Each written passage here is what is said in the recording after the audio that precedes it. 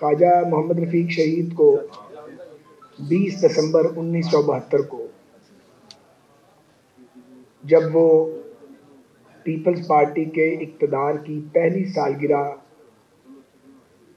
کے موقع پر اپوزیشن کی جانب سے یوم سیاہ کے ایک جلوس کی قیادت کر رہے تھے retired air marshal Asghar Khan کے ساتھ، اور رابعہ قاری ایڈوکیٹ جو لاہور کے وکلاء کی نمائندہ تھی، انہیں اسمبلی ہال کے عقب میں پیپلز گارڈ نے دن دہاڑے گولیوں کا نشانہ بنا کر شہید کر دیا تھا۔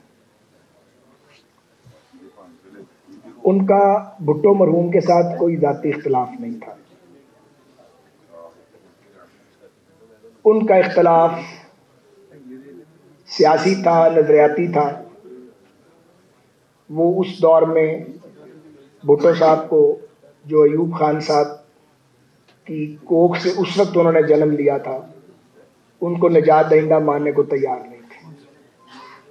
محض سیاسی اختلاف کی بنیاد پر، اپنی آواز بلند کرنے کی بنیاد پر، تحریک پاکستان کے ایک کارکن کو، جس نے گورے کی جیل بھی کاٹی تھی، جس نے امرتسر میں مسلم اسٹوڈنٹس فیڈریشن کی قیادت بھی کی تھی، جو مادر ملت کی الیکشن کیمپین کے ویسٹ پاکستان میں چیف الیکشن ایجنٹ تھے، اور جو پاکستان میں پہلی حزب اختلاف، جب اس وقت کی مسلم لیگ جاگیرداروں کی لونڈی بن گئی تھی، تو پہلی حزب اختلاف جو حسین شہید سہروردی کی قیادت میں بنائی گئی، اس کے پائنیئر میں تھے، ان کو گولیوں کا نشانہ بنا کے 45 ایئرز کی ایج میں ان کو شہید کر دیا گیا۔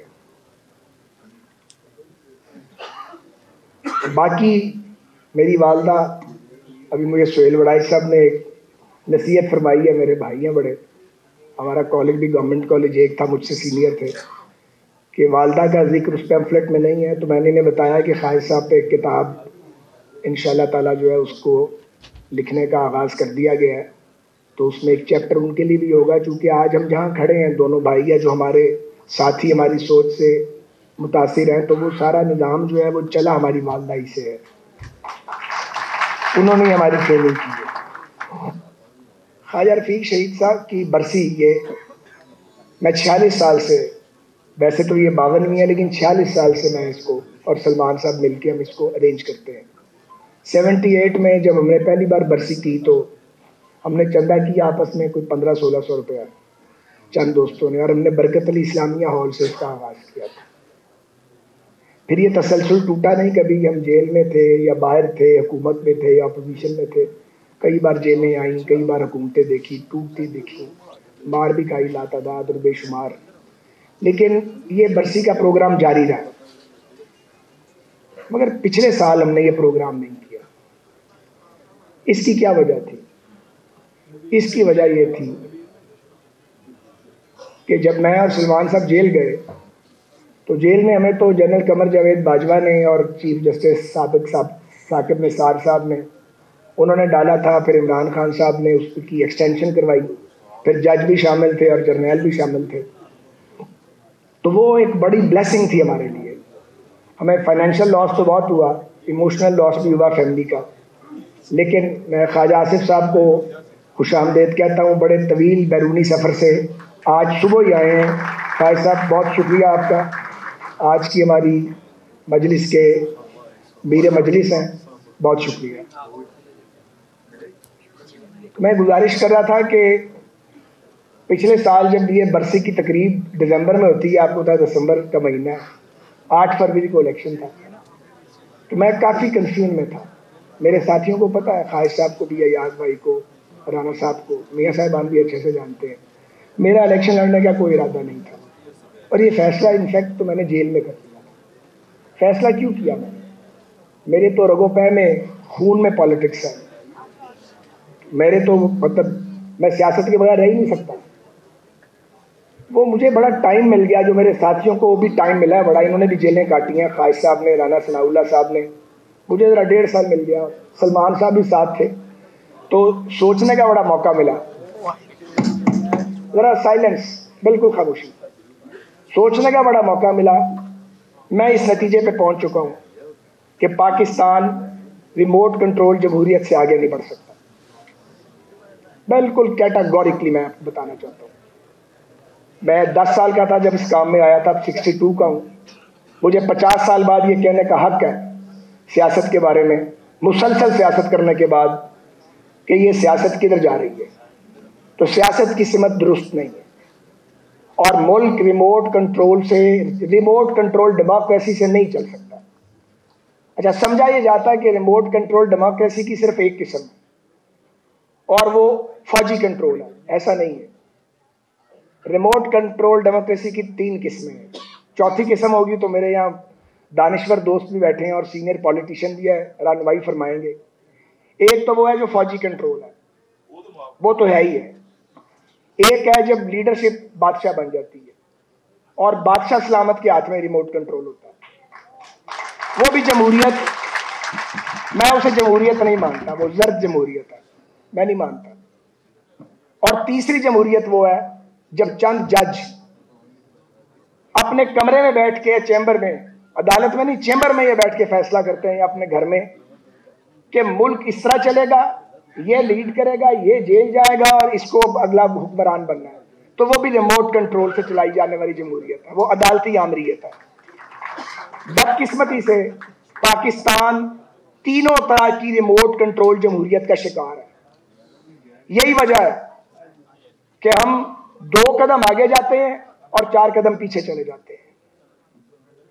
मैं नहीं समझता कि मुल्क को इस तरह लेके मजीद आगे चला जा सकता है। मैं बहुत लंबी बात नहीं करूंगा, लेकिन कुछ बात करूंगा। आज की ये जो तकरीब है, इसका मौजू बहरानों में गिरा पाकिस्तान, इस्लाह अहवाल कैसे हो। बदकिस्मती से सालों से ये मौजू हमारे पास है। हम अल्फाज बदलते हैं।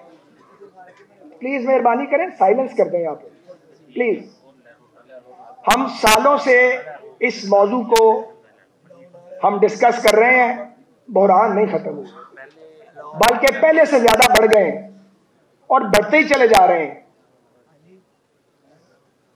मुझे ये बात समझ नहीं आती कि 23-23.5 करोड़ का मुल्क, एक न्यूक्लियर पावर, एक अल्हम्दुलिल्लाह ताकतवर फौज का हामिल मुल्क, दुनिया का शायद 7वां बड़ा मुल्क आबादी के लिहाज से, जो ताकतवर हमसायों में घिरा हुआ है, वो कैसे आपस की धींगा मुश्ती और रोज रोज के तजुर्बात से चल सकता है। जो आता वो कहता मैं अकेले कूल लूं, और वो कहता है कि मुल्क मेरी मर्जी से चलेगा। यानी मुल्क आपकी मर्जी से चलेगा, मुल्क लोगों की मर्जी से नहीं चलेगा। तो कैसे चलेगा फिर? इसीलिए हम आगे जाते हैं और पीछे चले जाते हैं। हमने सारे दौर देख लिए, अब कोई पर्दा तो बाकी रहा नहीं है। यकीन करें, किसी का कोई पर्दा बाकी नहीं रहा, सारे पर्दे उठ चुके हैं। सबको देखा है, करीब से देख लिया है। मैं बड़े अदब से अर्ज करना चाहता हूं कि अगर ये हालात रहे तो बहुत से लोग जो रेलेवेंट हैं वो इररेलेवेंट हो जाएंगे। मुझे अफसोस से कहना पड़ता है कि अगर ये चंद साल और चला तो नई हकीकतें जन्म लेगी, पहली हकीकतों का पता भी नहीं चलेगा किधर चली गई। उस वक्त से बचें और मुल्क को महफूज करने की सही की जाए। 2008 से 2017 तक, 18 तक नहीं बात आई, 2008 से 13 और 13 के बाद 18 का तो इलेक्शन खराब कर दिया था। 8 और 13 के 2 इलेक्शन थे जो ठीक हुए। 2 बड़ी जमातों ने मुतअद्दिद गलतियां की, मेरी जमात ने भी की, पीपल्स पार्टी ने भी की, समझ गए, मिसाके जमहूरियत कर लिया। हमारी बदकिस्मती कि बेनज़ीर भुट्टो की शहादत हुई और वो बैलेंस खराब हो गया। इमरान खान साहब से जो मेरा इख्तिलाफ है वो ये नहीं है कि मेरा उनका इलेक्शन होता या उन्होंने मुझे जेल में डाला था। जेल में उन्होंने नहीं डाला था, जेल में डाला था जनरल कमर जावेद बाजवा साहब ने और चीफ जस्टिस साकिब निसार साहब ने। उनका नाम लिया ही नहीं जाता। उनका नाम लिया जाना चाहिए या नहीं लिया जाना चाहिए? उनका नाम लिया जाना चाहिए। ये नहीं हो सकता सियासतदान रगड़ा खाता रहेगा اور فوج کا سابق سربراہ سارا کچھ کر کے تو وہ گولف کھیلے گا. اور تو ہم کچھ کر نہیں سکتے لیکن ذکر ضرور کریں گے. میری بھی نیاز مندی ہے قمر جاوید باجوہ صاحب سے بڑی دیرینہ، لیکن سچ یہی ہے کہ آج جہاں ہم کھڑے ہیں اس میں عمران خان صاحب، ثاقب نثار صاحب، قمر جاوید باجوہ صاحب، ان کے ساتھی ججوں، جرنیلوں اور سیاستدانوں کا حصہ پورے کا پورا ہے، جنہوں نے مساق جمہوریت کو الٹا کے رکھ دیا اور ملک کی سمت بدل جائے. سمت بدل گئی، مائک الگ ہی ہے. صرف سپیس برائے نام رہ گئی. آپ ٹھیک آج ہے؟ پی ٹی آئی کے بعد لوگ ڈیمانڈ کرتے ہیں کہ جی آپ ہمارے حق میں بات نہیں کرتے. یار حق میں بات کرنے کے لیے تیار ہے، آپ اپنی غلطی تو مانیں نا. آپ اپنی غلطی تو مانتے کوئی نہیں ہے. آپ اسی فاشسٹ سوچ کے ساتھ آپ پھیلانا چاہتے ہیں. تو فاشزم تو قبول نہیں ہے کسی کا بھی، وہ عدالتی ہو، عسکری ہو یا سیاسی ہو. فاشزم تو فاشزم ہے. تو یہ جو آج حالات جہاں پہنچ گئے ہیں، ملک تو ٹھیک سمت پہ چل پڑا تھا. اگر آپ کے لیڈر ایک اقتدار کے لیے اس ڈس آرڈر کو کریٹ نہ کرتے تو ملک میں جمہوریت چل پڑی تھی. ہم نے تو پیپلز پارٹی کی حکومت نہیں گرائی لانگ مارچ کر کے. پیپلز پارٹی نے ہماری حکومت نہیں گرائی لانگ مارچ کر کے. آپ کو شوق تھا کہ یہ سارے چور ہیں اور میں صوفی ہوں، آپ آ جائیں بھائی. میں نے اس وقت بھی کہا تھا آپ ہمیں غیر فطری طریقے سے نکال رہے ہیں، آپ بھی اسی راستے سے جائیں گے. میں اس وقت بھی آپ کو کہہ رہا تھا، لیکن لقار خانے میں صوفی کی آواز کون سنتا ہے؟ لقار خانے میں صوفی کی آواز تب بھی کوئی نہیں سنتا تھا اور اب بھی کوئی نہیں سنتا. میں صرف مذاکراتی عمل شروع ہو گیا ہے. اسپیکر صاحب آپ کا شکریہ. سی اپنی آواز بھی چکنی جناب. سر مینو ادھر آواز دینی ہے، میں کی کراں؟ میڈیا انہوں نے پتا نہیں وہ نہیں سنتا پیا. انہوں نے بھائی پیچھے لوگوں کو آواز نہیں آ رہی. ساڈے مائک ہے لگے جی تانوں بھی بات بھی سخت کرتے ہیں، اندر سے نرم آدمی. میں آپ کو بتا رہا ہوں ان کے ساتھ یہ سارے وہ لوگ ہیں جو چاہتے ہیں کہ ملک صحیح ٹریک پہ چلا جائے. تو یہ ہو نہیں سکتا تھا کہ پرائم منسٹر صاحب یا میاں نواز شریف صاحب یا باقی جو اسٹیک ہولڈرز ہیں ان کی یا پیپلز پارٹی کی کنسلٹیشن کے بغیر یہ ٹاکس کا پروسیس شروع ہوتا ہے. یہ بڑی اچھی بات ہے، ہم اس کی حمایت کرتے ہیں. پر میں درخواست کرتا ہوں پی کیڈ سے ایز اے پولیٹیکل ورکر کہ اس کو غیر تاکہ نان اسٹارٹر ہو. اور ان مذاکرات سے قوم کو توقعات بن رہی ہیں، اس میں سی بی ایم کیے جانے چاہیے. باقی سیاسی بیان دیتے رہیں، گولہ باری کرتے رہیں، وہ گولہ باری تو ہم چھوڑ نہیں سکتے دوسرے پہ کرنے سے، لیکن جب بات کریں تو اس میں مجھے توقع ہے کہ اس کے اندر سنجیدگی ہوگی اور اس کے اندر سے کوئی نہ کوئی راستہ نکلے گا. اس کی وجہ کیا ہے؟ راستہ کیوں نکلنا چاہیے؟ راستہ اس لیے نہیں نکلنا کہ کون وزیر اعظم اور آئندہ کس کو وزیر اعظم بننا ہے. چھوٹی چیزیں ہیں.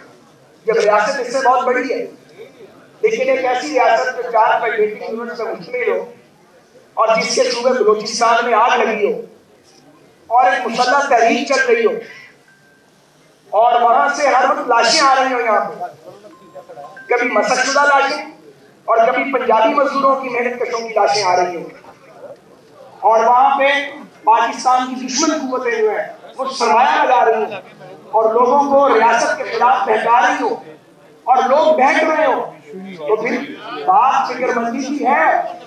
پھر ہم پنجاب کے دھڑکتے بھی لاہور میں کھڑے ہو کر بلوچستان کی بات تو ضرور کریں گے اور یہ پیغام دیں گے پنجابیوں کی جانب سے کہ ہم آپ سے لا تعلق نہیں ہیں، ہم آپ کے بارے میں کنسرنڈ ہیں. ہم یہ ضرور کہیں گے کہ ہمیں لاشوں کے تحفے نہ بھیجیں. جو کچھ بھی ہوا بلوچستان میں اس کا پنجاب ذمہ دار نہیں ہے.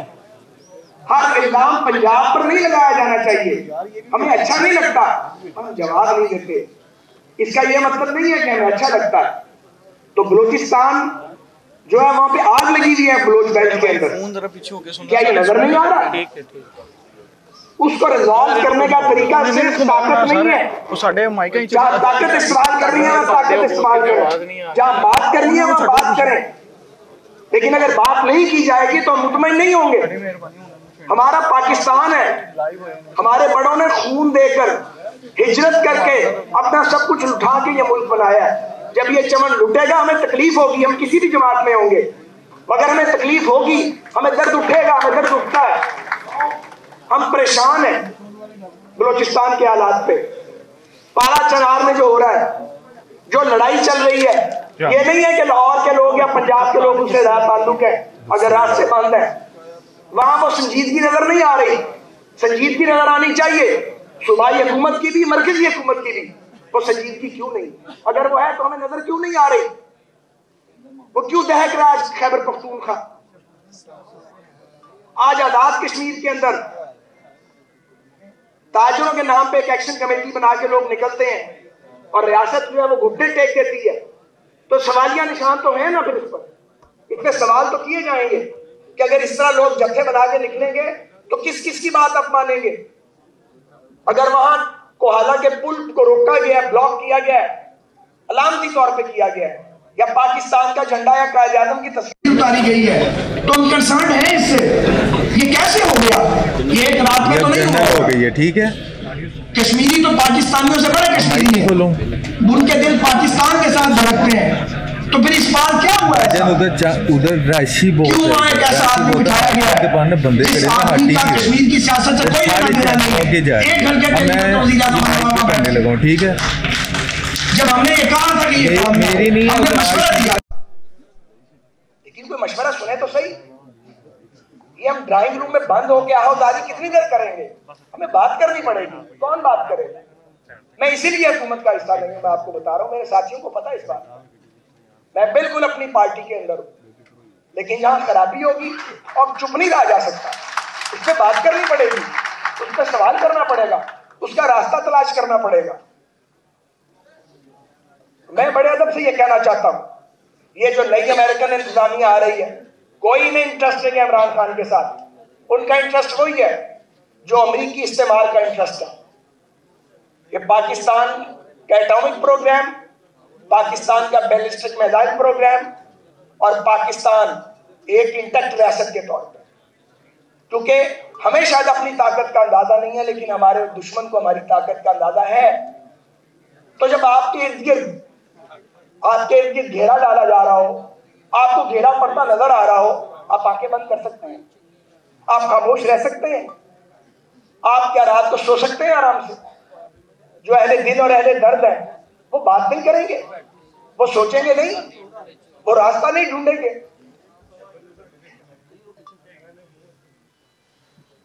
میں یہ گزارش کرنا چاہتا ہوں, میں نے کچھ اکابر سے بات بھی کی ہے, میں ان کے نام نہیں لوں گا, کہ ایک تو یہ مذاکرات کا عمل ہے, یہ کامیاب ہونا چاہیے, اور دوسری صورت یہ ہو سکتی ہے, اور یہ پی ایم ایل این کی طرف سے تجویز نہیں ہے.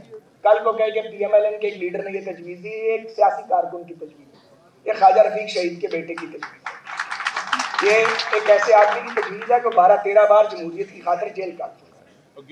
تو میں آپ سے یہ گزارش کرنا چاہتا ہوں کہ کچھ اکابر سر جوڑیں جو حکومت کا حصہ نہیں ہے اور جو پی ٹی آئی کے الائز نہیں, مگر وہ میٹر کرتے ہیں پاکستان کی سیاست میں.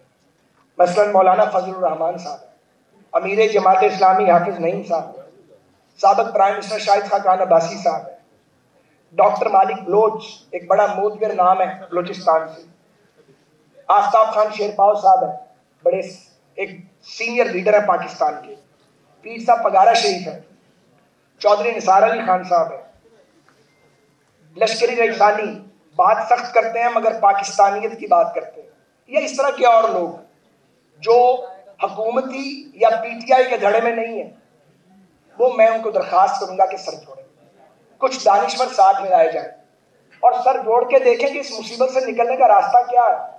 یہ جو ہم گتھم گتھا ہو گئے ہیں ایک دوسرے کے ساتھ, وہ گالی گلوچ ہو رہی ہے جناب, ریاستی اداروں کی تحقیر کی جا رہی ہے, ان کو رسوا اور بدنام کرنے کی کوشش کی جا رہی ہے, پھر کاؤنٹر فائر آ رہا اس کے اوپر, اور سمجھ نہیں آ رہی کہ سچا کون ہے اور جھوٹا کون ہے, خلط ملط اور گڈمڈ ہو گیا سارا کچھ.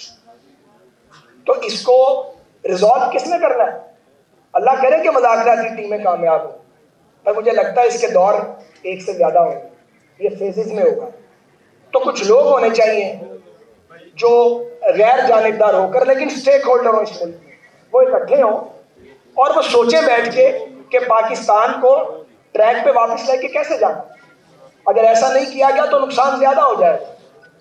مجھے یہ کہنے میں کوئی بات نہیں ہے کہ شہباز شریف صاحب کی قیادت میں پاکستان کا جو اکنامک میلٹ ڈاؤن تھا اس کو بہت حد تک کنٹرول کیا گیا. انہوں نے جو گورنمنٹ کی شہباز صاحب کی ٹیم ہے پرائم منسٹر کی اور اس کے ساتھ ظاہر ہے فوج پاکستان نے پوری ایفرٹ کی ہے، مل کے پاکستان کو ڈیفالٹ سے بچایا، اس میں کوئی شک نہیں ہے. آئی ایم ایف سے جس طریقے سے انہوں نے نیگوشیٹ کیا وہ انہی کا کام تھا. تو یہ بہت بڑا خطرہ تھا پاکستان کا جو درپیش تھا، بالکل سامنے کھڑی تھی آفت جو ٹل گئی ہے. لیکن اسی موقع پہ میں یہ بھی کہنا چاہوں گا کہ آپ کو سیاست بھی کرنی ہے، آپ سیاست نہیں کر رہے. یہ بات وہ تھی جو کل تک میں آپ کو ڈرائنگ روم میں کہتا تھا، پرائم منسٹر صاحب کو بھی کہتا تھا، آپ سب کو بھی پتا ہے، بڑے میاں صاحب کو بھی کہتے تھے آپ کو سیاست بھی کرنی ہے. اگر آپ سیاست نہیں کریں گے اور تو یہ بات بنے گی نہیں، کیونکہ بہرحال سیاست سے ہی بات آگے چلے گی. سیاست کو بھی ساتھ کریں. اور یہ جو کریکس آ گئے ہیں پاکستان کی فیڈریشن میں، ان کو کریکس کو فل بھی بہرحال اول آخر سیاستدانوں ہی نے کرنا ہے. سیاست میں کوئی کسی کو دفن نہیں کر سکتا. یہ غلط فہمی دور ہو جانی چاہیے. کوئی دفن نہیں ہو سکتا. نہ بھٹو کی سیاست کو ختم کر سکا، نہ نواز شریف کی کر سکا. سیاست کو دفن نہیں کیا جا سکتا. سیاست کو غیر فکری طریقے سے روکا نہیں جا سکتا. آپ زور لگا سکتے ہیں، آپ وسائل خرچ کر سکتے ہیں، آپ اپنی انرجی ضائع کر سکتے ہیں، لیکن آپ اس کے نتائج نہیں لے سکتے. سیاست کے طریقے سے اس کا مقابلہ ہوگا، غیر سیاسی طریقے سے مقابلہ نہیں کیا جا سکتا.